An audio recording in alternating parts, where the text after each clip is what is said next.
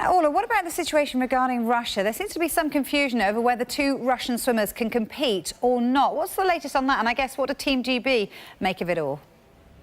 Well, the latest is we quite frankly still don't know. These are two Russian athletes, bronze medalists from London 2012, Vladimir Morozov and Nikita Lubintsev. Originally, they were banned by FINA, the International Swimming Federation, because their names appeared on the McLaren report as two athletes who could not prove that they had been training and functioning outside of the Russian system, a system they say is state-sanctioned doping. So they were originally banned. They took their case to the Court of Arbitration for Sport here in Rio, and this morning their lawyer claimed they had been cleared to compete. However, CAS has now said that is not the case, and their case has been passed on to the International Olympic Committee three-person panel. That's a new panel that was established at the weekend to review the fate of all 250 or so Russian athletes who are here in Rio to see whether or not they should compete.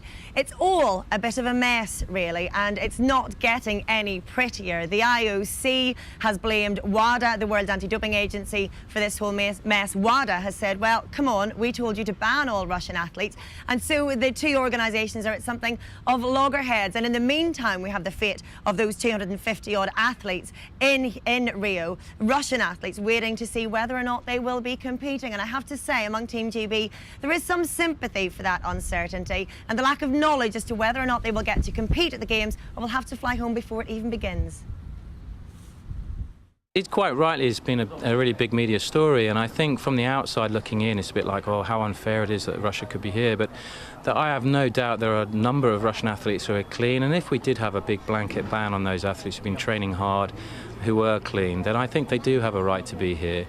I kind of also have a little bit of sympathy some of those Russian athletes that you know, are probably clean or are here, and they're probably being looked at by a huge array of other people, and sort of people making judgments or assessments which may not be deserved.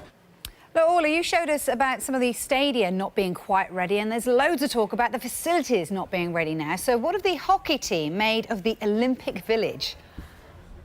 Yes, Vicky, that's right. Lots of horror stories really here from Rio. We saw for ourselves the temporary ramp that had collapsed at the sailing venue. The velodrome is still really being finished as we speak. I saw that for myself just a few days ago. And then we had the tales of unsanitary conditions from the Olympic Village. The Belarusian team, when they arrived, initially refused to stay in the village. However, the hockey team have been here for the past week, and they couldn't be happier with things as they find them.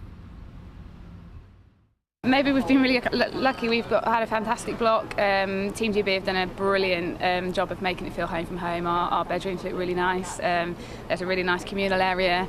I've certainly not seen anything. The kind of atmosphere around the village is fantastic. There's lots of athletes, obviously from all nations, walking about. We always hear stories before you come over of everything. And then amazingly, every time we get here, it's all absolutely fine, and seems to be a story made out of nothing. But the hockey's good, the venue looks good, the pitches are really nice, and look like they're going to be pitches that suit good, quick hockey, and that's what we want, so we're pretty happy with it. Well, as we get closer to competition, we have at least a clearer idea of some of the athletes who will be competing here, and not Stan Wawrinka has just pulled out of the tennis competition through back injury. That means we're missing 4 of the top 8 here in Rio, and we could be missing another as of tomorrow. Rafa Nadal has been suffering injury, and he will announce tomorrow which of his 3 events he'll be concentrating on, be that the singles, the doubles or the mixed doubles. It won't make it any easier in Andy Murray's eyes, of course, to defend his title here at the Olympic Park when that gets underway on Saturday. He'll be going all out to try to win another gold. He certainly will. Thanks ever so much, Orla.